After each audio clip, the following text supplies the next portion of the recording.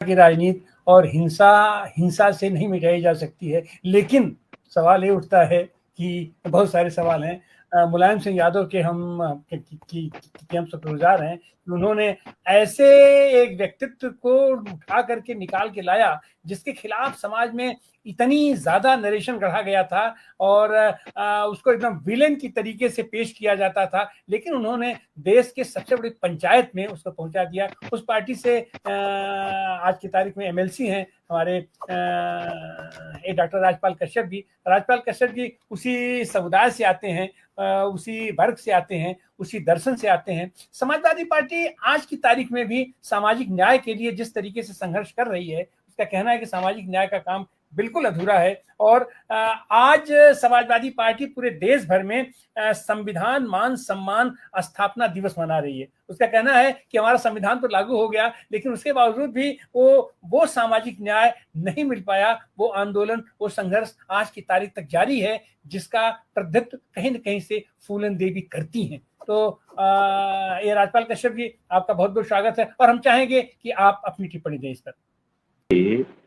सबसे पहले तो मैं आपका आभार व्यक्त करता हूं कि आपने इस विषय पर, फूलन जी के विषय पर डिबेट रखा, कम से कम आपने, क्योंकि आवश्यकता भी है। और फूलन जी, जो वीरांगना फूलन जी है, उनका उस दौर में उन्होंने लड़ाई लड़ी सामाजिक न्याय की, जिस दौर में कल्पना लोग नहीं कर सकते।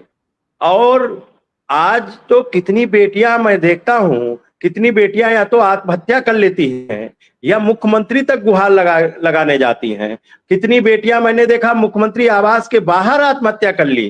कितनी आज भी सुनवाई नहीं हो रही है। जब उस दौर में क्या हालत होंगी, ये तो कल्पना, उन्होंने कहा था फूलन देवी जी ने कि हमें जानवर बना देना, लेकिन उसमें मत, इंसान में जो आदमी का रूप मत देना।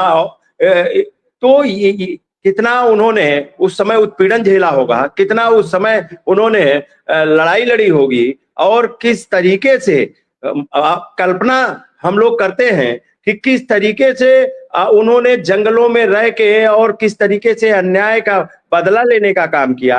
और साथ साथ में उसके बाद में भी कितना उत्पीड़न हुआ, छोटे पर से ही इतना उत्पीड़न हुआ।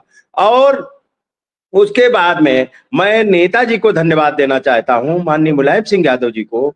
अन्याय तो लोगों के साथ में होता है, और अन्याय के साथ में जिस तरीके से अन्याय में माननीय नेताजी ने जिस तरीके से लड़ाई लड़ने का काम किया, और उनकी लड़ाई जब 94 में रैली हुई बेगम हजरत महल पार्क में, हमारे समाज के सभी वरिष्ठ नेता वहां पे सम्मिलित हुए और नेताजी ने ऐलान किया। और नेताजी को उस समय बहुत कुछ झेलना पड़ा, बहुत कुछ सुनना पड़ा, लेकिन उन्हें लगा कि इसके साथ में अन्याय हुआ है तो उनके साथ में खड़े रहे। ये नेताजी का बड़प्पन है और बड़ा दिल है और मजबूत इरादा बताता है कि उन्होंने उस जमाने में, जब लोगों ने पता नहीं क्या क्या टीका टिप्पणी माननीय नेता ने परवाह किए बगैर, उन्होंने उस वक्त सामंती सोच और प्रभुत्ववादी लोगों के खिलाफ खड़े होकर और बहन फूलन देवी को जेल से रिहा करा के 2 बार पार्लियामेंट भेजा।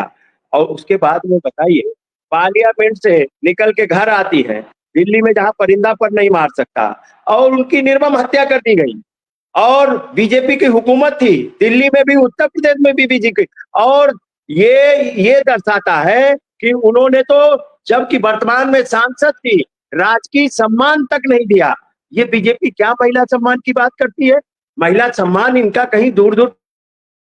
जब एक सांसद को, जो सांसद है जिस प्रोटोकॉल में है, और उसको राजकीय सम्मान अंतिम संस्कार तक में नहीं दिया गया, और जिसको माननीय नेताजी ने सदन में भी रखा, और साथ साथ में आज भी फूलन देवी की जयंती या पुण्यतिथि बीजेपी नहीं मनाती। मैं समाजवादी पार्टी का आभारी हूं और माननीय मुलायम सिंह जी का आभारी हूं, माननीय अखिलेश यादव जी का आभारी हूं।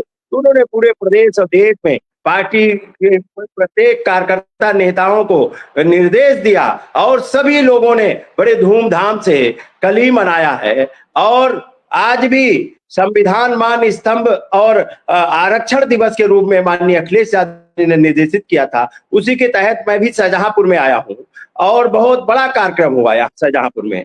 और आज इतना जन समर्थन दिखाई पड़ा कि हॉल से बाहर जितने हाल में लोग, उससे बाहर दुगने लोग थे। तो ये दर्शाता है कहीं ना कहीं अन्याय अत्याचार बढ़ा है और संविधान की धज्जियां बीजेपी के शासन काल में उड़ाई जा रही हैं। आप इसका जीता जागता उदाहरण देखिए कि इंतहा हो गई, मंत्रियों को धरने पे बैठना पड़ रहा है और विधायकों को धरने पे बैठना पड़ रहा है कि थाने में सुनवाई नहीं हो रही है। और थाने में जिस तरीके का अन्याय अत्याचार भ्रष्टाचार मचा है, लूट मची है, एफआईआर लिखी नहीं जाती है। जो दबंग प्रभावशाली लोग हैं वो एफआईआर नहीं लिखने देते हैं। इसी शाहजहांपुर में एक कश्यप बेटे की हत्या कर दी गई, निर्मम दिन दहाड़े हत्या कर दी गई, उसकी एफआईआर नहीं लिखी, उसे धरने पे बैठना पड़ा। तो यहाँ के पुलिस प्रशासन ने उनकी महिलाओं तक को पीटा। आप बताइए क्या गरीब के लिए गरीब होना गुनाह है क्या? जो तो बाबा साहब ने संविधान में हक अधिकार दिया और वो भी आज भी नहीं मिल पा रहा हमको हक अधिकार।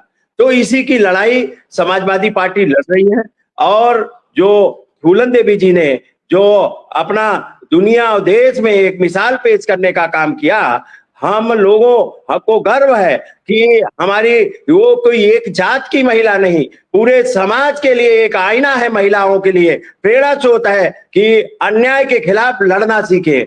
और बहुत सी महिलाओं के साथ में पता नहीं क्या क्या जुल्म जातियां आज भी हो रही है। और ये बीजेपी सरकार तो नारे देती थी, पढ़े बेटियां बढ़े बेटियां। वाराणसी में देश के प्रधानमंत्री हैं, एक बिन समाज की बेटी स्कूल गई थी, उसका गला काट दिया गया। बताइए, उसको भी एफआईआर नहीं लिखी जाए। उनके माँ बाप को भी सड़क पे रोड जाम करना पड़ा, तब माननीय अखिलेश यादव जी ने प्रतिनिधिमंडल भेजा, तब एफआईआर लिखी गई। तो ये क्या हो रहा उत्तर प्रदेश में? उत्तर प्रदेश में आज भी हालात बद से बदतर है और कोई कानून नाम की चीज नहीं है, जंगल राज है। जो जिसको पा रहा है उसके ऊपर जो दबंग और प्रभावशाली लोग हैं, उन कानून उनके कब्जे में है। बाबा साहब के संविधान के हिसाब से नहीं चल रहा, बाबा साहब के संविधान के धज्जियां उड़ाई जा रही हैं।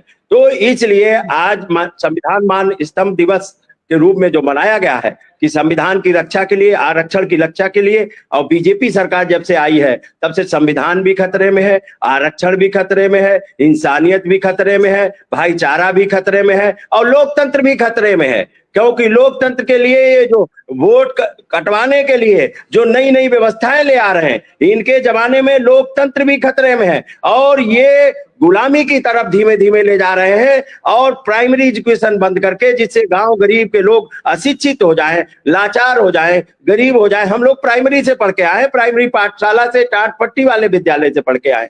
तो ये लोग चाहते हैं लाचार हो जाए, जिससे गरीब लोगों को मैं 5 किलो अनाज देके, और ये लाचार हो जाएंगे तो 5 किलो अनाज देके इस लोकतंत्र पे कब्जा कर लेंगे और चंद उद्योगपतियों को माला माल कर देंगे और उससे हम पूरे मुल्क को आर्थिक गुलामी, मानसिक गुलामी। और आप बताइए, आप तो चैनल पे डिबेट भी करा रहे हैं, इतना बड़ा इशू है, लेकिन कई टीवी चैनल डिबेट नहीं कराते, सरकार की डिबेट कराते हैं। सरकार जो टॉपिक देती है उस पे डिबेट होती है, समसामयिक और सामाजिक न्याय की लड़ाई पे डिबेट नहीं होती है।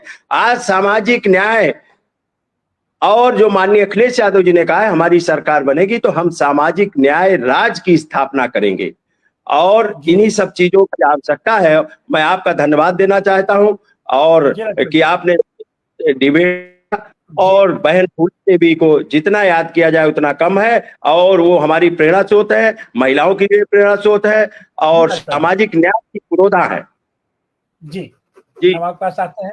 और सच बात है कि आज पूरा देश खतरे में है, और देश खतरे में है, कारपोरेट जिस तरीके से हावी हो गया है, वहां पर सारी सारी अर्थव्यवस्था ध्वस्त हो गई है, आम आदमी का जीना मुहाल हो रहा है और जनतंत्र पर भी आज खतरे का बादल मंडरा रहा है, या यूं कहीं उसको छा लिया। अब हम चलेंगे ये संजीव चंदन जी के पास। संजीव चंदन जी, आपका व्यापक अनुभव है, आप स्त्रीकाल के आप संपादक हैं और आप समसामयिक पूरी राजनीति देखते हैं। ऐसे में फूलन देवी को प्रतीक के रूप में रख करके आज अगर देखा जाए तो आप उसको कैसे देखते हैं? आज के पूरी सामाजिक व्यवस्था को, आज की पूरी राजनीतिक व्यवस्था को आप कैसे देखते हैं संजीव चंदन जी? आनंद सर, पिछले कुछ सालों में फूलन देवी अतीत से ज्यादा वर्तमान हो गई हैं, और उसकी एक वजह है, देखिए, जो स्त्रीवाद की जो धारा रही है उस पर कई सारे आरोप लगते हैं। उसमें से एक आरोप ये भी है कि बहुजन स्पेस के जो नायिकाएं हैं, जो नायक हैं, उनके साथ नहीं जुड़ने का। लेकिन इन दिनों मैं देख रहा हूं कि 10 सालों के भीतर, ज्यादा 10 से 12 सालों के भीतर इसकी जड़ें आप तलाशेंगे तो यूनिवर्सिटियों का जो डाइवर्सिफाई एक नेचर बना है, वहाँ की जो डेमोग्राफी चेंज हुई है, SC ST OBC छात्र छात्राओं का जाना जो हुआ है, तो उसने हमने देखा कि सोशल मीडिया में फूलन देवी स्त्रीवाद की प्रतीक बनकर उभरी है। ये वर्तमान है, इसलिए मैंने कहा कि अतीत से ज्यादा वो वर्तमान हो चली। और ये बाजप्ता जो स्त्रीवाद है, स्त्रीवाद के भीतर जो एक सवर्ण वर्चस्व है, उसको खास खास चुनौती इसके जरिए एक अल्टरनेटिव देने की कोशिश हुई है। हर जन्मदिन पे उनकी, जयंती पे उनकी, और हर बार उनके पुण्यतिथि पे जब वो मारी गई थी तब ये होता है। देखिए कैसे काम करती है अपने जो वर्चस्वशाली जमाते हैं। मैंने इंटरव्यू किया था शेर सिंह राणा का, जो उनका हत्यारा है। 2017 में हम लोग 3-4 लोग गए थे फॉरवर्ड प्रेस के लिए, बाद में और भी जगहों पे वो इंटरव्यू छपा। और हमें लगता है कि उस दौर में आप सहारनपुर बड़ा वाइब्रेंट था। चंद्रशेखर रावण तब थे, अब चंद्रशेखर आजाद हो गए, उनका उभार हो रहा था, तो इसलिए हम लोग वो देखने गए थे। देखने गए तो पता चला कि उस इलाके में टेंशन की वजह शेर सिंह राणा है। और फिर हमने थोड़ा सा बातचीत की, और भारत में कास्ट काम करता है तो जाति कनेक्शन से ही वो सहमत हुआ कि ये बात की जा सकती है। तो जो हमारे सोर्स थे वो उस जाति में पावरफुल थे, लेकिन थोड़ा सा उन्होंने सोशल जस्टिस वगैरह को लेकर के उनकी समझ थी, तो वो हमें हमारे लिए अरेंज करा सके। तो हम गए वहाँ, और उस पूरे इलाके में इवन चंद्रशेखर के साथ जो ये बेल पे आने के बाद, जमानत पे आने के बाद, शायद या उस पे थे वो, तो लगातार शेर सिंह राणा का पूरा माहौल बनाया जाना। जो सबीरपुर गांव की जो घटना घटी थी, जिसमें बाबा साहब की या भगवान बुद्ध की मूर्ति तोड़ी गई थी, वहां सब कुछ इंस्ट्रूमेंटल था। संजोग से वहां देखिए एक राजपूत ही कलेक्टर थे, आजकल रिटायर हो गए हैं, आजमगढ़ लास्ट उनका पोस्टिंग था, SB सिंह। SB सिंह से हम लोग मिल तो नहीं पाए, फोन पर, उसमें काफी टेंस्ड माहौल था, वो बाहर थे, तो फोन पे बात हुई। मैंने उनका स्टेटमेंट दिया था। उन्होंने कम से कम यहाँ ये बात जरूर स्वीकार की थी कि बिल्कुल इस इलाके में ये शेर सिंह राणा ही कारण है तनाव का। अब मैं ये सब जाति वगैरह इसलिए बता रहा हूं कि ये है, कुछ प्रोग्रेसिव लोग होते हैं, लेकिन जो पूरा तंत्र कैसे काम करता है, क्या बात की उसने शेर सिंह राणा ने, वो सामने आता है कि कैसे वो पूरा जो खास करके एक जाति बिरादरी, राजपूत जाति बिरादरी हम कह सकते हैं, और उसके अलावा पूरा सवर्ण कॉकस ने उसको कैसे बाहर निकाला हत्या के बाद। वो कहानी कुछ ऑफ द रिकॉर्ड, कुछ on the record. On the record तो वो मना करता है कि हमने नहीं मारा, कई तरह की कहानियां सुनाता है आदि इत्यादि, लेकिन ऑफ द रिकॉर्ड बहुत सारी। और मजेदार ये था कि आने के बाद कितनी सभाएं हो रही थी शेर सिंह राणा की। एक तरफ फूलन देवी स्त्रीवाद की प्रतीक बनकर के उभारी जा रही हैं, ये बहुजन लड़के लड़कियों ने किया है पिछले 10-15 सालों में। मुलायम सिंह जी ने जो किया, जो उनका योगदान है, वो तो है ही, संसद तक पहुंचाया, लेकिन इधर प्रतीक के तौर पे। और दूसरी तरफ उसी वक्त में 2017 में करनी सेना हो रहा है, जगह जगह बुलाए जा, हत्या का जो एक मैंने जिस पर आरोप सिद्ध हो चुका है, शायद सिद्ध हो चुका था उसके बाद, और वो बंदा जगह जगह राजपूत सम्मेलनों में जा रहा है।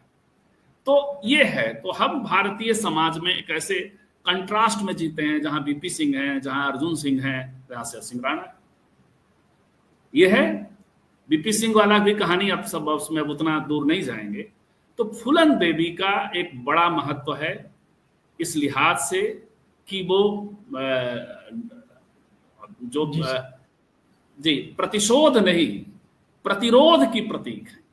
जी सर, जी सर। उन्होंने बाजप्ता अपने बलात्कारियों को अपने हिसाब से सजा दी, और उसके बाद बाकी उनके भी सीधे सीधे इनकार और वो होता है, वो टेक्निकल पक्ष होता है, उसमें वो चीजें हो सकती हैं, लेकिन वो इस तरह से उभर के, और खास करके ये मायने रखता है कि जो बच्चियां हैं, जो हैं नई लड़कियां हैं, बहुजन समाज की लड़कियां हैं, कम से कम वो उनको अपना प्रतीक मान रही हैं। लेकिन इसके अलावा भी हम भी बात कर रहे हैं, हम बहुजन समाज से ऑर्गेनिकली नहीं आते हैं, बहुजन मुद्दों पे सोचते हैं, समझते हैं, जागृति जी नहीं आती है, लेकिन फूलन देवी हमारे लिए आज प्रतीक इन्हीं एक दबाव समूह के जरिए बने या जैसे भी बने, लेकिन एक बनता है, हमारी चेतना से बने या दबाव समूह के जरिए बने, ये बात है। तो आज आपने भी, इसलिए आप जो आयोजन रखा, ये बहुत मायने रखता है। आंसर